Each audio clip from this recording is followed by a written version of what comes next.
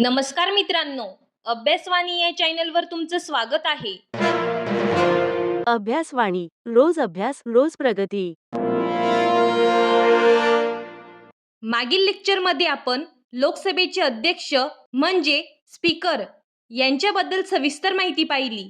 अध्यक्षांची निवड कशी होते, त्यांचे अधिकार काय आहेत, मनी बिल निर्णय, कास्टिंग वोट आणि अँटी डिफेक्शन लॉ मधील त्यांची भूमिका हे सर्व आपण समजून घेतले. पण लोकसभा चालवण्यासाठी फक्त अध्यक्ष पुरेसे नसतात, कारण अनेक वेळा अध्यक्ष अनुपस्थित असू शकतात किंवा काही कारणाने त्यांना कामकाज चालवता येत नाही. मग त्यावेळी सभागृहाचे कामकाज कोण चालवते? यासाठीच लोकसभेत एक अत्यंत महत्त्वाचे पद आहे, लोकसभेचे उपाध्यक्ष. आजच्या लेक्चरमध्ये आपण उपाध्यक्षांबद्दल सविस्तर समजून घेणार आहोत. आता आपण या टॉपिक मधला सर्वात पहिला आणि महत्त्वाचा भाग समजून घेऊया. संविधानिक आधार म्हणजेच लोकसभेचे उपाध्यक्ष नेमके कोणत्या कलमानुसार निवडले जातात? याचे उत्तर आपल्याला भारतीय संविधानातील कलम 93 मध्ये मिळते. कलम 93 नुसार लोकसभा आपल्या सदस्यांमधून एक अध्यक्ष आणि एक उपाध्यक्ष निवडते. याचा अर्थ काय? याचा अर्थ असा की लोकसभेचा उपाध्यक्ष हा बाहेरचा कोणताही व्यक्ती नसतो, तो लोकसभेचाच निवडून आलेला सदस्य असतो. म्हणजेच ज्याप्रमाणे इतर सदस्य निवडणूक जिंकून लोकसभेत येतात, त्याच सदस्यांपैकी एका सदस्याची उपाध्यक्ष म्हणून निवड केली जाते. हा मुद्दा परीक्षेत वारंवार विचारला जातो. लोकसभेचे उपाध्यक्ष लोकसभा निवडते, राष्ट्रपती नियुक्त करत नाहीत.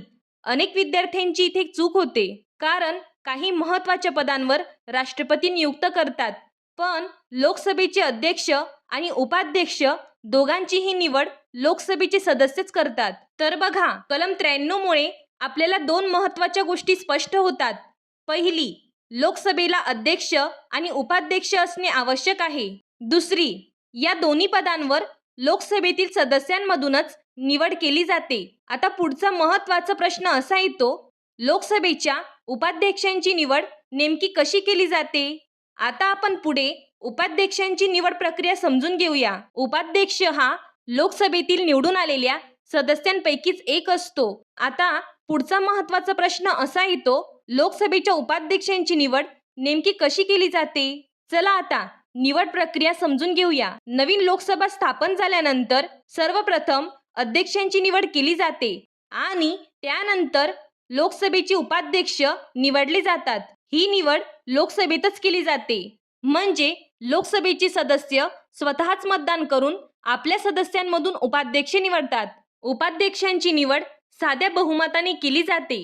साध्या बहुमताने म्हणजे सिंपल मेजॉरिटीने केली जाते. म्हणजे सभागृहात उपस्थित आणि मतदान करणाऱ्या सदस्यांपैकी ज्याला जास्त मते मिळतात, तो सदस्य उपाध्यक्ष बनतो. आणखी एक महत्त्वाचा मुद्दा, उपाध्यक्ष निवडणुकीची तारीख कोण ठरवते? लोकसभेचे अध्यक्ष. हा प्रश्न काही स्पर्धा परीक्षांमध्ये विचारला गेला आहे. म्हणजेच उपाध्यक्षांच्या निवडणुकीची प्रक्रिया लोकसभेचे अध्यक्षच निश्चित करतात. आता आपल्याला स्पष्ट झाले, उपाध्यक्ष हा लोकसभेतील सदस्य असतो, त्याची निवड लोकसभा करते आणि ती निवड साध्या बहुमताने होते. पण आता पुढचा महत्त्वाचा प्रश्न असा येतो, लोकसभेचे उपाध्यक्ष पदावर किती काळ राहतात? म्हणजेच त्यांचा कार्यकाळ किती असतो? चला आता पुढे उपाध्यक्षांचा कार्यकाळ समजून घेऊया. लोकसभेचे उपाध्यक्ष पदावर किती काळ राहतात? लोकसभेचे उपाध्यक्ष सामान्यतः लोकसभेच्या कार्यकाळभर पदावर राहतात. म्हणजे जोपर्यंत लोकसभा अस्तित्वात आहे तोपर्यंत उपाध्यक्ष आपले पद सांभाळू शकतात. पण काही परिस्थितींमध्ये उपाध्यक्षांचे पद रिक्त देखील होऊ शकते. हा भाग परीक्षांसाठी खूप महत्त्वाचा आहे. आता आपण पाहूया उपाध्यक्ष पद रिक्त होण्याची परिस्थिती. संविधानानुसार लोकसभेचे उपाध्यक्ष काही विशिष्ट परिस्थितींमध्ये आपले पद गमावू शकतात. मुख्यतः 3 परिस्थितींमध्ये उपाध्यक्षांचे पद रिक्त होते. पहिली परिस्थिती, सदस्यत्व संपल्यास. जर उपाध्यक्ष लोकसभेचे सदस्य राहिले नाहीत, म्हणजेच त्यांचे लोकसभा सदस्यत्व संपले, तर त्यांचे उपाध्यक्ष पद देखील आपोआप संपते. कारण संविधानानुसार उपाध्यक्ष लोकसभेतील सदस्यांमधूनच निवडले जातात. म्हणूनच जर सदस्यत्व संपले तर उपाध्यक्ष पदही कायम राहू शकत नाही. दुसरी परिस्थिती, राजीनामा. उपाध्यक्ष इच्छित असल्यास ते स्वतःहून आपल्या पदाचा राजीनामा देऊ शकतात. पण इथे एक महत्त्वाचा एक्झाम पॉइंट लक्षात ठेवायचा आहे. उपाध्यक्ष आपला राजीनामा लोकसभेच्या अध्यक्षांना देतात. तिसरी परिस्थिती, लोकसभेचा ठराव. लोकसभा इच्छित असल्यास ती उपाध्यक्षांना पदावरून दूर देखील करू शकते. यासाठी लोकसभेत विशेष ठराव मांडला जातो आणि तो बहुमताने मंजूर केला जातो. पण इथे एक महत्त्वाची अट आहे. उपाध्यक्षांना पदावरून दूर करण्यासाठी किमान 14 दिवसांची पूर्वसूचना देणे आवश्यक असते. इथे आणखी एक पॉइंट लक्षात ठेवा. उपाध्यक्ष अध्यक्षांप्रमाणेच लोकसभेच्या सदस्यांना जबाबदार असतात. म्हणजे त्यांना पदावर ठेवण्याचा किंवा पदावरून दूर करण्याचा अधिकार लोकसभेकडेच असतो. आता आपल्याला स्पष्ट झाले, उपाध्यक्षांचा कार्यकाळ सामान्यतः लोकसभेच्या कार्यकाळा इतकाच असतो. पण काही परिस्थितींमध्ये त्यांची पद रिक्त होऊ शकते. आता पुढचा महत्त्वाचा भाग असा आहे, लोकसभेचे उपाध्यक्ष नेमके कोणते कार्य आणि अधिकार बजावतात. म्हणजे त्यांना पदावर ठेवण्याचा किंवा पदावरून दूर करण्याचा अधिकार लोकसभेकडेच असतो. तर मित्रांनो, आता आपल्याला स्पष्ट झाले, उपाध्यक्षांचा कार्यकाळ सामान्यतः लोकसभेच्या कार्यकाळा इतकाच असतो. पण काही परिस्थितींमध्ये त्यांचे पद रिक्त होऊ शकते. आता पुढचा महत्त्वाचा भाग असा आहे, लोकसभेचे उपाध्यक्ष नेमके कोणते कार्य आणि अधिकार बजावतात. म्हणजे अध्यक्ष अनुपस्थित असताना उपाध्यक्षांची भूमिका नेमकी काय असते. चला आता पुढे उपाध्यक्षांचे कार्य आणि अधिकार समजून घेऊया. लोकसभेच्या कामकाजात उपाध्यक्षांची भूमिका खूप महत्त्वाची असते. सर्वात आधी एक महत्त्वाची परिस्थिती समजून घेऊया. जर लोकसभेचे अध्यक्ष सभागृहात उपस्थित नसतील, अशा वेळी लोकसभेचे कामकाज थांबत नाही. त्यावेळी लोकसभेचे उपाध्यक्ष सभागृहाचे अध्यक्षस्थान भूषवतात आणि संपूर्ण कामकाज चालवतात. म्हणजेच उपाध्यक्ष त्यावेळी स्पीकर प्रमाणेच सर्व अधिकार वापरतात. आता दुसरी महत्त्वाची परिस्थिती पाहूया.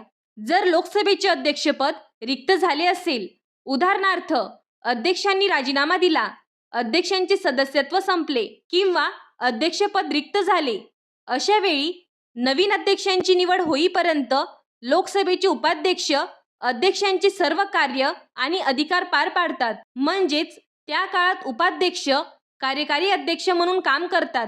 हा देखील स्पर्धा परीक्षांमध्ये विचारला जाणारा महत्त्वाचा मुद्दा आहे. म्हणून लक्षात ठेवा, लोकसभेचे उपाध्यक्ष हे फक्त औपचारिक पद नाही, तर गरज पडल्यास ते लोकसभेचे पूर्ण कामकाज सांभाळू शकतात. आणि म्हणूनच भारतीय संसदीय व्यवस्थेमध्ये उपाध्यक्षांचे स्थान अत्यंत महत्त्वाचे मानले जाते. आता पुढे आपण पाहणार आहोत उपाध्यक्षांशी संबंधित काही अतिशय महत्त्वाचे एक्झाम पॉइंट्स, जे अनेक स्पर्धा परीक्षांमध्ये वारंवार विचारले जातात. पण एक महत्त्वाचा प्रश्न येतो, जर अध्यक्ष आणि उपाध्यक्ष दोघेही उपस्थित नसतील तर काय. तर बघा, लोकसभेत पॅनेल ऑफ चेअरपर्सन्स नावाचा एक गट असतो. या पॅनेलमधील सदस्य अध्यक्षांनी नियुक्त केलेले असतात. जर अध्यक्ष नसतील, उपाध्यक्ष नसतील, तर या पॅनेलमधील एखादा सदस्य सभागृहाचे कामकाज चालवतो. यामुळे सभागृहाचे कामकाज थांबत नाही. आता आपण उपाध्यक्षांच्या अधिकारांवर असलेल्या मर्यादा पाहूया. उपाध्यक्ष जेव्हा अध्यक्ष म्हणून काम करतात, तेव्हा त्यांना एक महत्त्वाची मर्यादा असते. ते पहिल्या फेरीत मतदान करू शकत नाहीत. पण जर मतसंख्या समान झाली, तेव्हा ते निर्णायक मत देऊ शकतात. आतापर्यंत आपण पाहिले लोकसभेच्या उपाध्यक्षांचा संवैधानिक आधार, निवड प्रक्रिया, कार्यकाळ आणि अधिकार. आता शेवटी आपण पाहूया काही अतिशय महत्त्वाचे फॅक्ट्स. सर्वात आधी पाहूया उपाध्यक्षांची शपथ. लोकसभेचे उपाध्यक्ष पदासाठी वेगळी शपथ घेत नाहीत, कारण ते आधीच लोकसभेचे सदस्य म्हणून शपथ घेतलेले असतात. म्हणूनच उपाध्यक्ष झाल्यानंतर पुन्हा वेगळी शपथ घेण्याची आवश्यकता नसते. उपाध्यक्ष स्वतंत्र शपथ घेत नाहीत. आता पुढचा महत्त्वाचा मुद्दा, वेतन आणि भत्ते.